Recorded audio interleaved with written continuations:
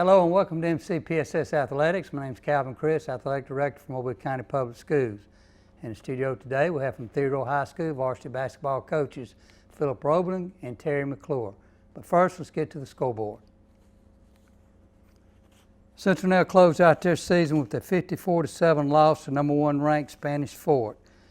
Tony threw for 3 touchdowns and ran for 2 more in helping Class 6A number 8 Blunt Leopards to a dramatic victory over number 5 Saraland. This victory clinched the 2nd seed in Class 6A Region 1 for the Leopards.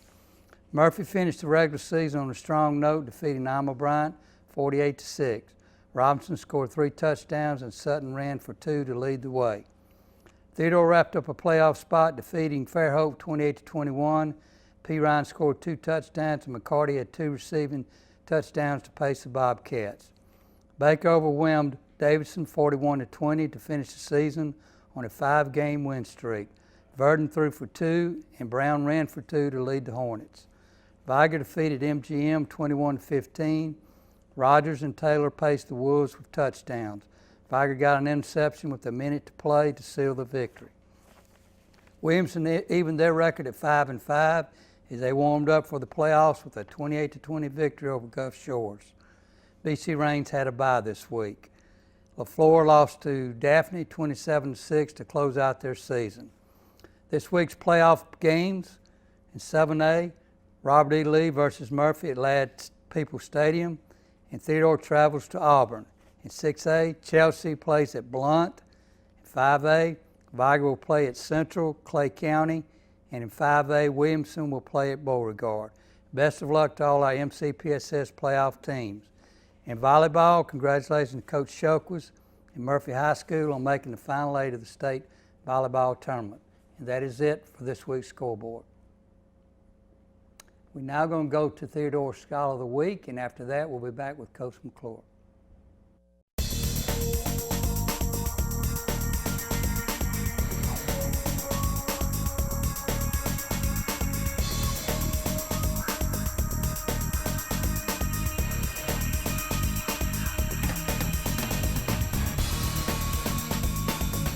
Offensive line anchored by Brian Ankerson, the senior, a versatile offensive lineman. He's going to be playing center for Eric Collier this season, but can be moved into multiple positions. A lot of size from Ankerson. Being a scholar athlete is difficult at times, especially during the football season when you have practice till late and you have to do homework. I mean, it can become very difficult, and it's hard to keep up with all your classes. It starts at home. They got great parents. Both of their boys have achieved high things, and the sky's the limit for Brian. He'll go out and do great things, and again, I enjoy coaching him. I enjoy being around him. They're just really good people. And when he comes to football, he concentrates on football. When he's in the classroom, he worries about the classroom. And that's not every kid does that. You know, some of them get hung up and they get their priorities mixed up. And I think that's the biggest thing. It's not necessarily the time management. He understands his priorities, and he understands how to rank those things and how to handle that business. Brian is the best type of student. Brian is the student, he sat right up front, was always paying attention, taking his notes. He did any homework I ever asked him to do. Brian did it and always had good questions, good insights. If I was a younger kid and there was one thing I could go back and tell myself, it'd be to not procrastinate. Procrastination is one of the hardest things to overcome. When you get behind, the hardest thing is to get back where you're supposed to be. The biggest compliment someone can have is they want their child to be like that. So in other words, when I look at Brian, he's the kind of kid that, you know, if my child grew up and he was like a Brian Ankerson, I'd be really pleased. He's a great young man.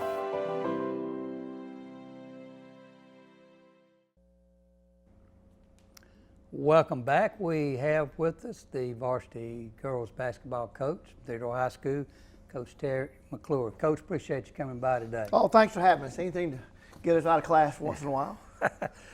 All right, Coach, tell us about your career up to this point. Remember, this is only a 30-minute show. You're not an older guy, but you're one of our veteran coaches in our county. I am an older guy. I've been coaching this 36 years now. Great, that's wonderful. But you know, it's kind of amazing. You know, my original degree's in music. Yes, I was the. Did you ever use it? No, I was a drum major at Theodore and got my degree from Southern Mississippi in music, and thought coaching seemed like a little bit easier job, so I took it. That's great. But I've retired in Florida, where my team's had great success.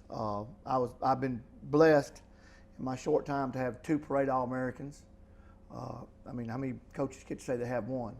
So, and then I got to come home to Theodore, where I went to school at, and coached with Coach Combs, who is a legend out there. He is. And now I'm coach with Coach Roban. And I just Soon enjoy to be being a around. legend, Coach Yeah, soon to be a Roban. legend. They're gonna name the building after him. I tell you, if they don't name the playground after him over there at Meadow Lake, they're crazy. Because those kids still remember him. I from still Meadow Lake. remember Coach, yes. But no, I've came back here and it's tough to win in girls in the county. You know, you make excuses, but I don't think those the city schools understand how hard it is. You know, we don't have a boys and girls club playing. We don't have a city rec ball, and girls don't play basketball unless you set it up for them. Right. So it's tough. We get kids on our freshmen that actually never played before at all. That's tough when you have to start from scratch at that age. Right. Coach, and like I said, you had a great career in Florida. Any differences in Florida basketball and Alabama basketball tremendous. as far as? Yeah, that's Tell like us a little bit about even that. like in Florida, you would never play with the boys. You played girls, JV, and varsity, probably on Mondays and Thursdays. The boys played on Tuesdays and Fridays.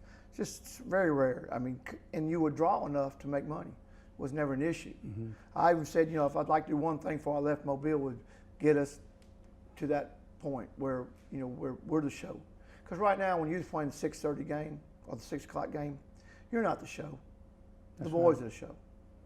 And it's not good, bad, but it's indifferent. And I think it would be, I would rather play the 7:30 game with the same amount of people there, because at least you feel like you're the important part. Right, right. Well, Coach, you know, we've just been in the fall practice a couple of weeks. How's it going so far? Well, you know, I'm always an optimist. I don't look at the negative part right. of life, you know, because if you're going to be bad, you'll have to face that sooner or later. Well, right now, I think we got a chance to have the best basketball team they've ever had at Theodore. Good. We've got everybody returning. We had 2 legitimate move-ins. That means we didn't know they were coming until they got there. One won't be eligible until Christmas because she moved in from a 6-period day to and just got caught up in not being able to get the full credit. Yeah, short credits. But she'll be a key for us. She'll be our point guard, and we'll get her mid-December. But I'm excited. I can't wait. I can't wait to get out there and play and see what we got and see what our kids are made of. I think our kids are excited.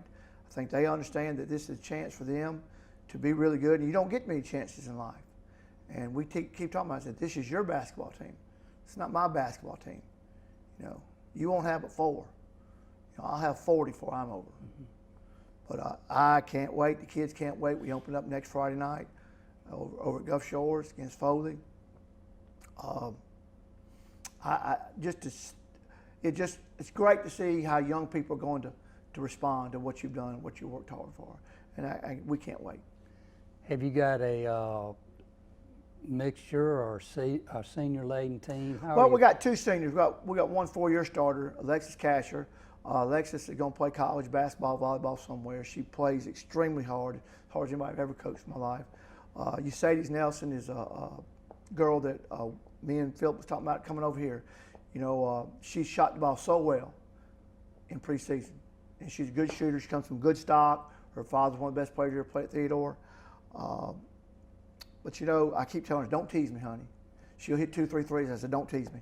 You know, if you're not gonna make them in a game, let's don't make them here at practice."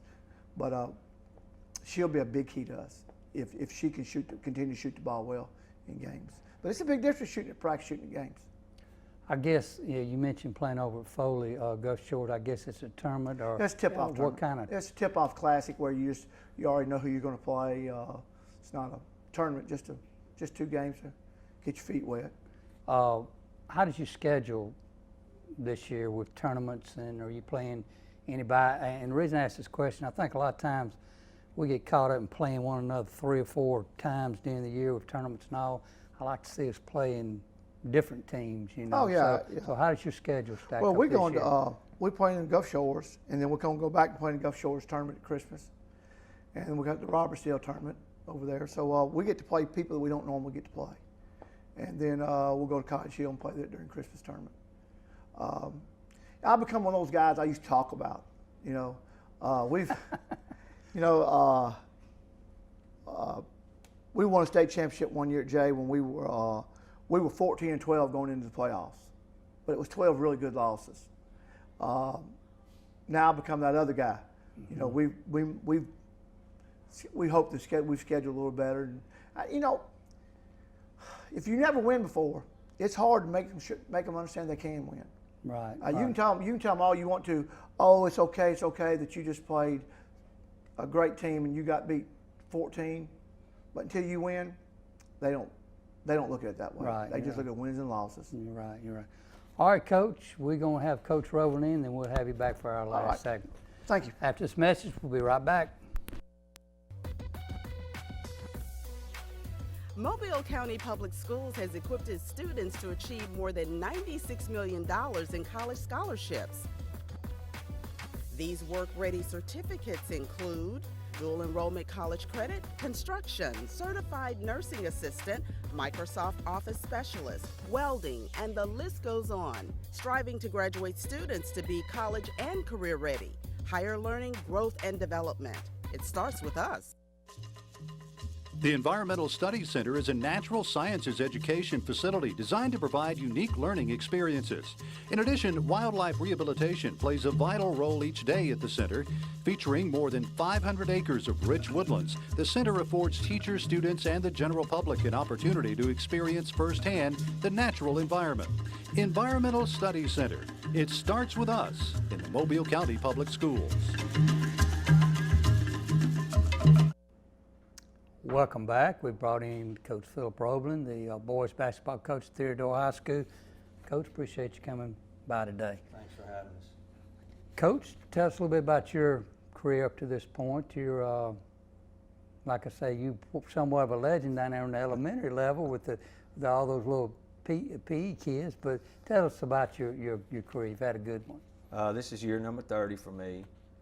19 of those were spent in elementary education. I started out at Peter Joe Hamilton in Chickasaw, taught 2 years there, and then I moved to Meadow Lake Elementary School in Tillman's Corner. I spent 17 wonderful years there. I really had a great time there. It was a great school. And the beautiful thing about that was when I transferred over to Theodore, I was able to have all those kids in high school that I taught in elementary, and that was a big thing to see them, how they've changed, how they've grown up, and to get to see them graduate, because I always go to graduation and I stay till it's over and I speak to as many kids as I can, because that's important to me, because some of those kids you never see again. So, and then this is my 11th year at Theodore High School, and my 30th year coaching there at Theodore. I've always been a Bobcat, and I'll always be one. I love Theodore High School, and I love coaching basketball there. Coach, I want to ask this question because I know it means a lot to you. You got to coach with one of the great high school coaches now, Coach Combs, and I competed against him for years, and I learned a lot from him just competing against him.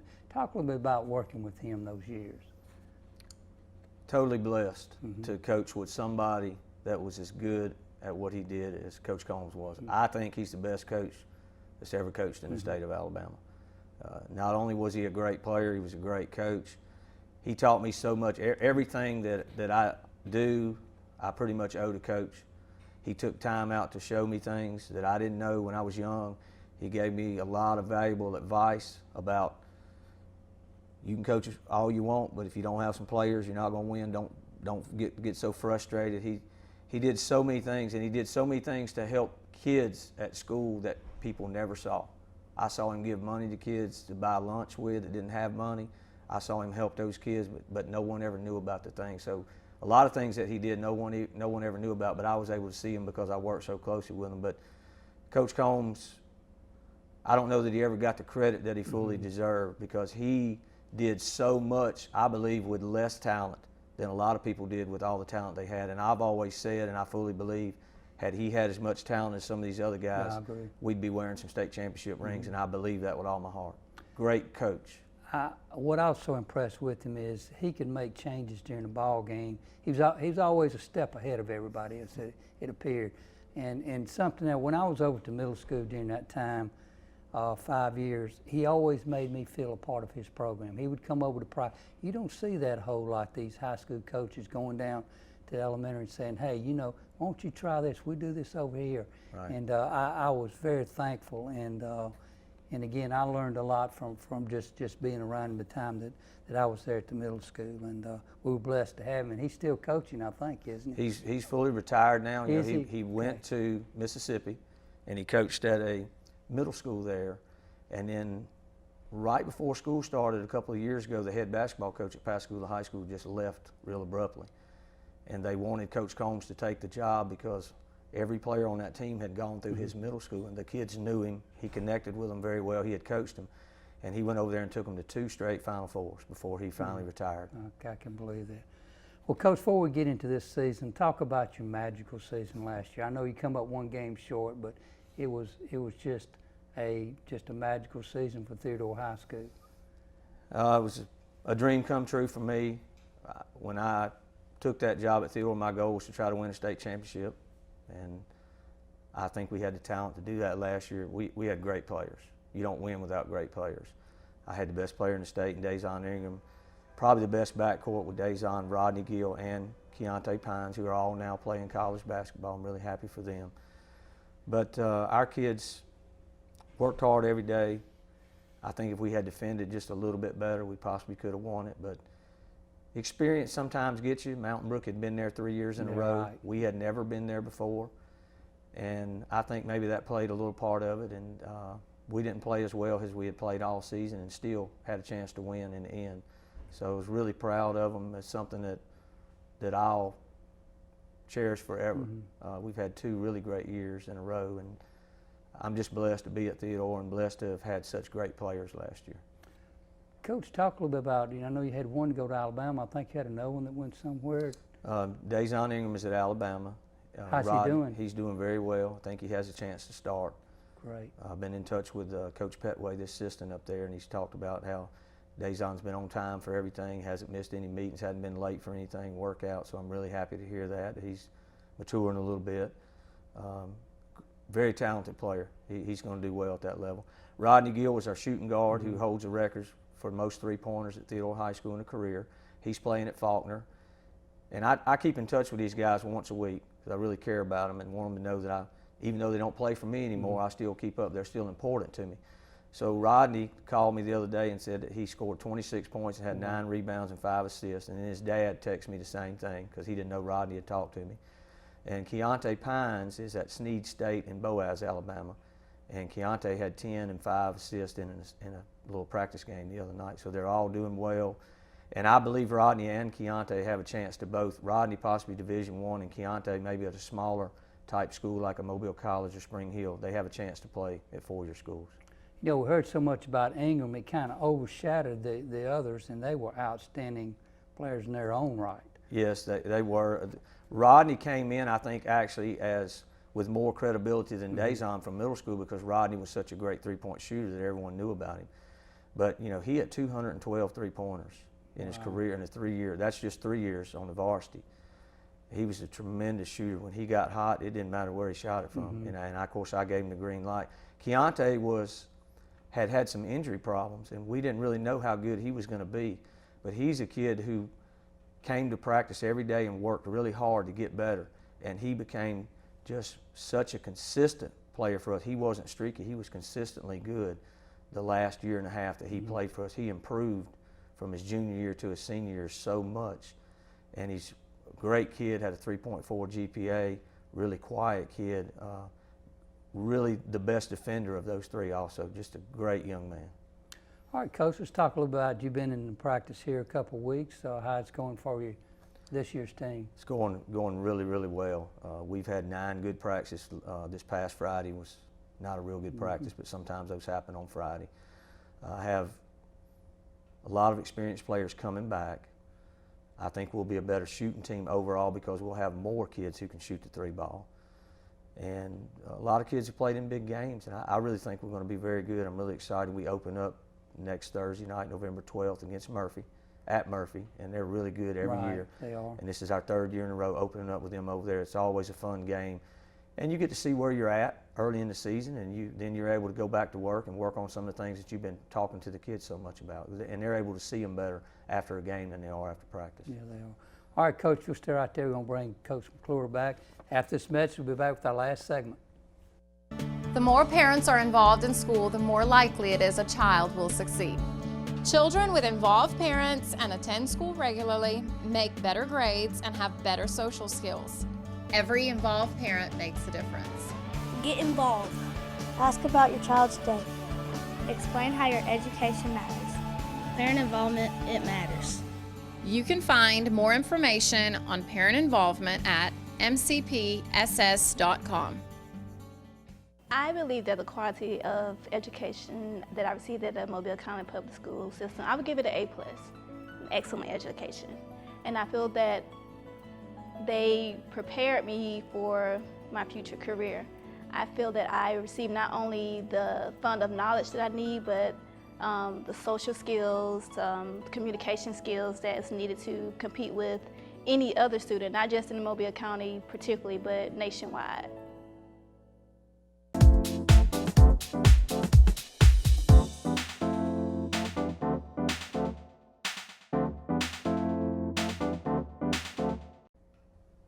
Welcome back to our last session. We brought Coach McClure in, and Coach Roble, I want to finish up. I wanted to ask you about the teams here in our area, in your area, and also in the other area this year. It's got some really good teams out there. Yes, I think we have a chance to have a very good team. Baker has been consistently good for the last 10 or 12 years. They have a new coach, Major Deacon, who will do a great job out there. We played them this summer. They're very talented to shoot the ball really well. We also played Davidson, who I thought looked pretty good. So our area is a tough area. And then on the other side, Murphy and McGill are consistently good every year.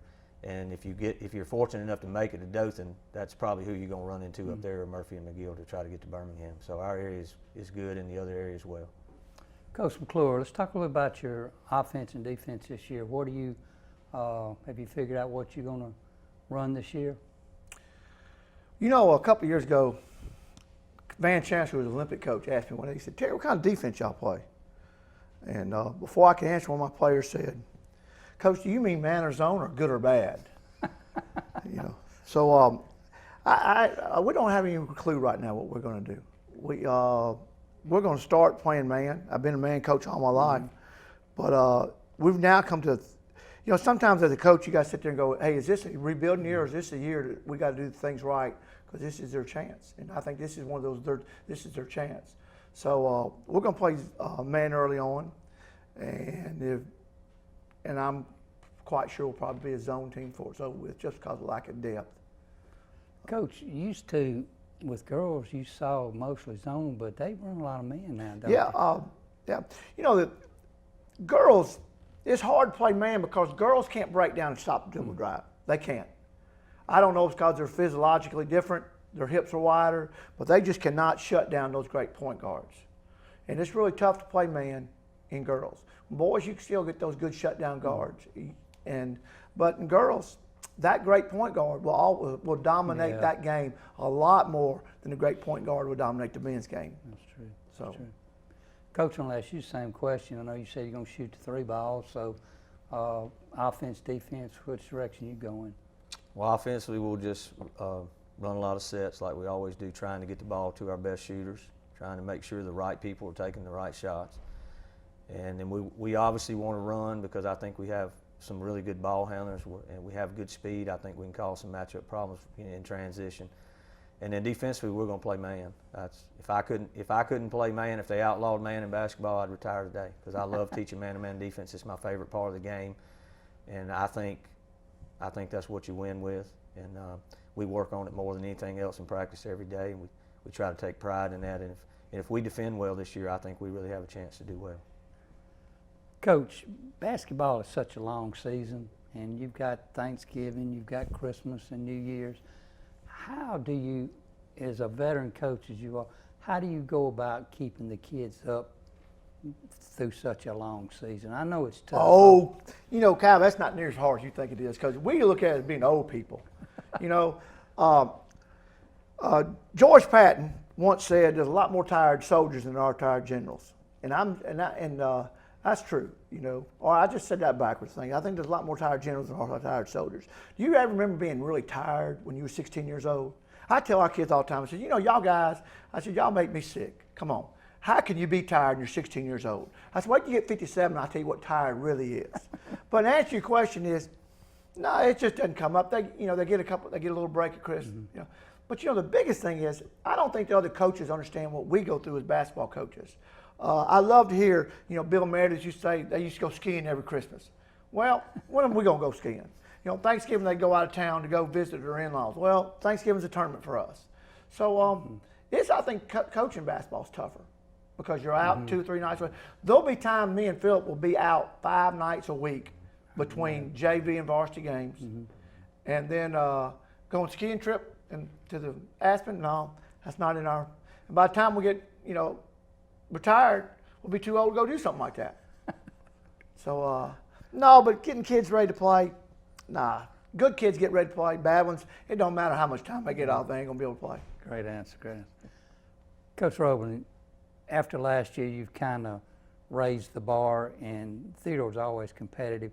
How do you keep that edge with this team? Because I know you got some veteran players, but maybe somebody's coming in, didn't experience last year. A lot of them will take it for granted. You know, how do you keep that bar raised with your kids? That's a very good question. I like to talk about the work that it took to get there. Even though we were very talented, you have to come to work every day and try to prepare, because you win games in practice. That's where you prepare. That's where you work on the things that it's going to take to win the game. And I think I have to try to get our kids, the new kids especially, to understand that nobody's going to give us anything. We now have a target on our back. Exactly. And that we have to come to work every day. And if we don't do that, we're not going to have the success that we had last year. We're not even going to have the chance to be successful. I think that's the only way I know to do it, is to talk to them about working and talk to them about how important hard work is every day, and focus on what you're doing while you're there. And it's harder to stay there than it is to get there. You know, it's just, and like I say, and with the target on your back, it makes it even harder. But you know, like I interject something there. I think it's totally opposite of that. I think it's easier to get there. I think it's easier to get there than to stay there, because his kids right now are talking about that trip to Birmingham, and they now know why they get to run extra, they get yelled at practice, they're being demanded because they've been there before, and now they want to go back. So I think it's, you know, why does UMS win every year? Why does Hoover win every year? Because those kids are expected to win. So I think it's hard to get the bar there. And once you get the bar there, I think the kids they'll play. And they understand why you're doing what you're doing. Before, you kind of got to, you know, be a salesman. Uncharted land. Also. Right, you got to be a salesman. You're going to say, hey, this is what we're after. Now he doesn't have to be a salesman. So I got to be a salesman. We're going to uncharted land, but they've been there. They want to go back to Birmingham. Yeah. Coach, that's what I like about you. You always give me a different perspective. Well, you know, I always like to give you the right one anyway. Yeah, exactly.